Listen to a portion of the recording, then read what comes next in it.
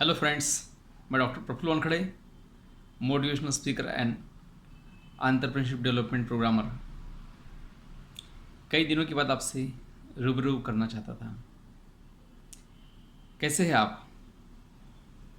ये लॉकडाउन का टाइम आपका कैसा गया?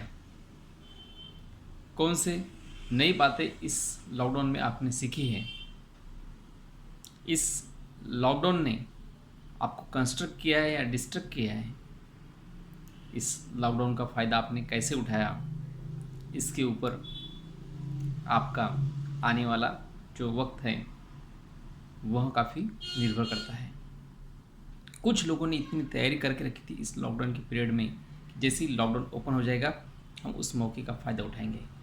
इसे कहते हैं प्रोएक्टिव। कुछ लोगों ने ये सोचा कि लॉकडाउन है, अभी कुछ कर नहीं सकते, जब वक्त आएगा तब करेंगे, तो वो एक्टिव जोन वाले लोग थे।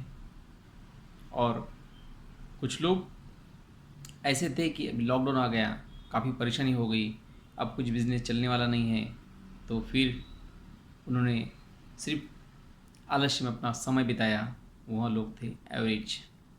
मतलब हमेशा ही आपको दिखेंगे कि ये तीन टाइप के लोग दिखते हैं हमें। एक एवरेज लोग दिखते हैं, एक एक्टिव लोग दिखते हैं और एक प्रोएक्टिव लोग दिखते हैं।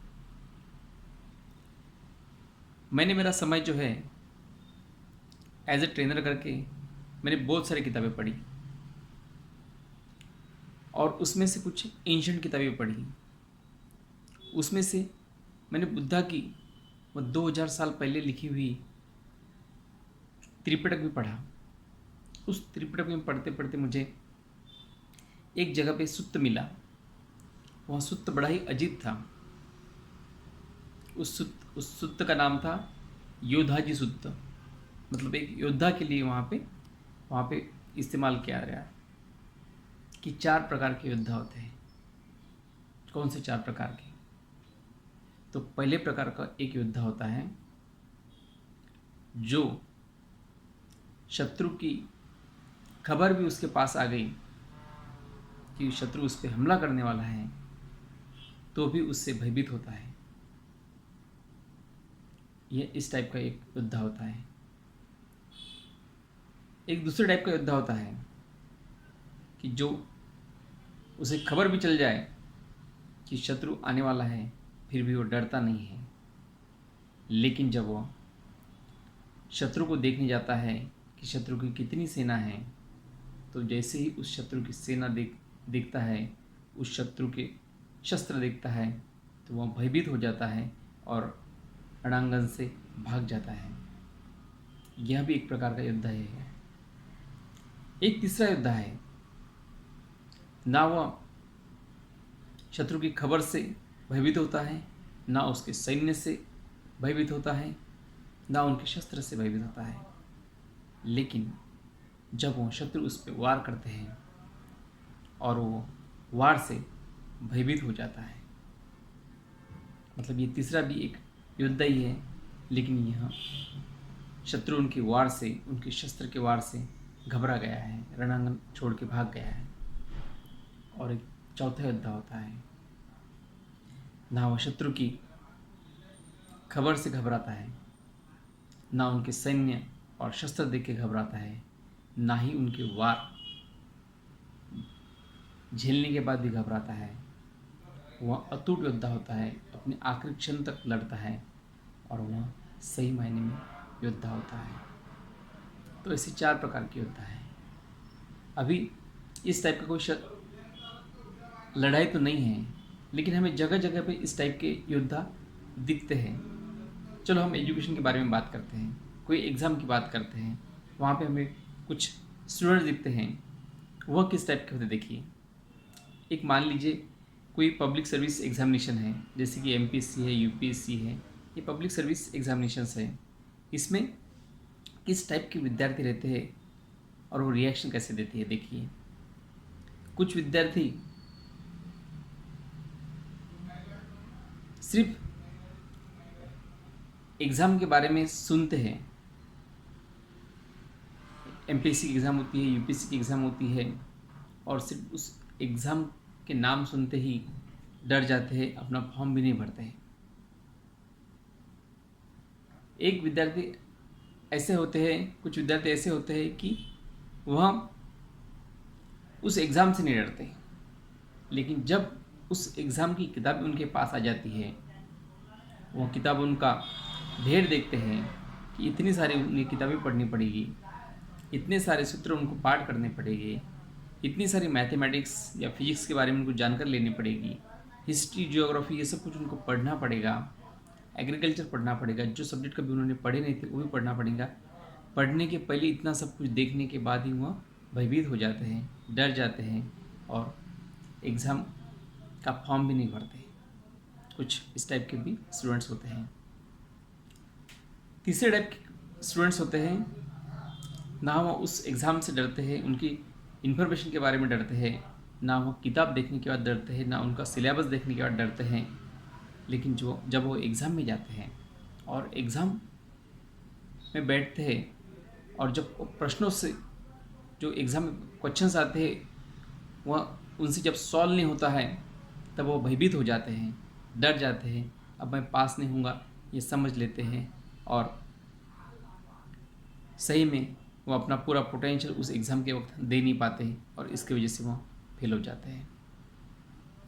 लेकिन इसके बाद भी कुछ स्टूडेंट्स होते हैं, इसके परे भी कुछ स्टूडेंट्स होते हैं, ना वो एग्ज़ाम के बारे में डरते हैं, ना एग्ज़ाम के सिलेबस के बारे में डरते हैं, ना एग्ज़ाम में आने वाले क्वेश्चंस में के बारे में डरते हैं। वो अपना पूरा पोटेंशियल उस एग्ज़ाम में लगा देते हैं, वो अपना पूरा पोटेंशियल उसकी तैयारी में लगा देते हैं और उसके लिए दिन रात मेहनत करते हैं, उसके लिए खुद को तैयार करते हैं उस एग्ज़ाम के लिए और उस एग्ज़ाम में जाते हैं। एग्ज़ाम में जाने के बाद उस कोई भी प्रश्न अगर उनको नहीं भी आए तो भी वो डरते नहीं हैं, जितना हो सके उतना अपना पूरा पोटेंशियल वहाँ पे लगा देते हैं और वहाँ एग्ज़ाम पास करते हैं। यह इस टाइप के स्टूडेंट्स होते हैं। अब चलो हम थोड़ी सी बात करते हैं एंटरप्रेन्योर्स की, कि 4 टाइप्स के एंटरप्रेन्योर्स होते हैं। उद्योजक होते हैं, व्यावसायिक होते हैं। देखो कैसे होते हैं। कुछ व्यावसायिक नए बिजनेस के बारे में सोचते हैं और नए बिजनेस के बारे में सोचने के बाद उनको बिजनेस के बारे में जो इन्फॉर्मेशन उनको मिलती है मार्केट से या उनके दोस्तों से, उसकी वजह से वो हम बिजनेस में पढ़ते ही नहीं हैं, अपना जो जॉब चालू है उसमें ही अटके रहते हैं। उनको लाख बताओ कि बिज़नेस इससे भी बेहतर है, बिज़नेस में तुम सफल होगे, लेकिन फिर भी वो उसके पॉजिटिव नेगेटिव साइड दोनों भी देखते हुए वो बिज़नेस में उतरते नहीं हैं। कोई भी छोटा मोटा जॉब या गवर्नमेंट जॉब देख लेते हैं, सेल्फ एम्प्लॉयमेंट कर लेते हैं, लेकिन वो बिज़नेस में नहीं उतरते हैं क्योंकि उनकी वो जो इन्फॉर्मेशन आती है उनके पास वह उन्हें निगेटिव बना देती है और वह डर जाते हैं, बिज़नेस करने से दूर रहते हैं। दूसरे टाइप के एंटरप्रेन्योर होते हैं, वह मार्केट के बारे में सब पता तो कर लेते हैं, लेकिन जब इन्वेस्टमेंट कर लेते हैं और बिज़नेस के चढ़ उतार देखते हैं तो कुछ बिज़नेस करने के बाद, कुछ समय जाने के बाद वो सोचते हैं कि इस बिज़नेस में उनका कुछ चलने वाला नहीं है, उनका ब्रेक इवन पॉइंट काफ़ी लंबा चलता है और इसकी वजह से वह बिज़नेस छोड़ देते हैं। तीसरे टाइप के एंटरप्रेन्योर होते हैं, वह ना मार्केट से डरते हैं, ना मार्केटिंग से डरते हैं, ना लोगों के रुझाव से डरते हैं, लेकिन वह काफ़ी समय तक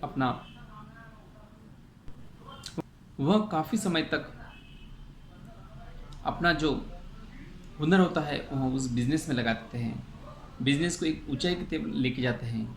लेकिन जब भी उनके बिज़नेस में कोई उतार आ जाता है, फेलियर आ जाता है या फिर काफ़ी लॉस आ जाता है या फिर कुछ ऐसे सर्कमस्टेंसेस आ जाते हैं कि उस वक्त उनको सूझता नहीं कि करना क्या चाहिए।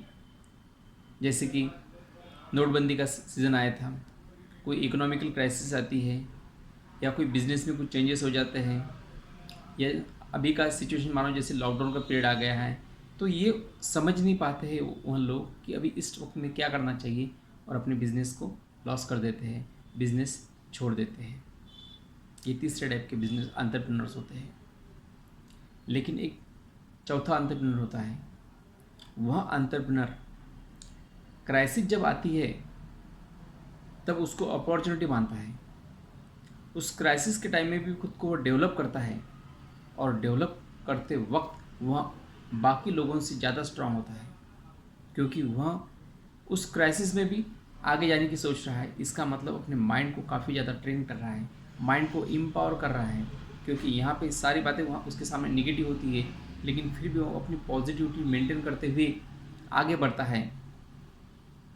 सारे नेगेटिव लोगों की जो ओपिनियन होती है उनको साइड में रखता है और अपनी एक पॉजिटिव सोच से वो आगे बढ़ता है कि ये जो सिचुएशन है ये डेफिनेटली जाने वाली है, ये कुछ रुकने वाले नहीं है, चेंजेस अच्छे ही आएंगे, और वह खुद को उसके लिए तैयार करता है।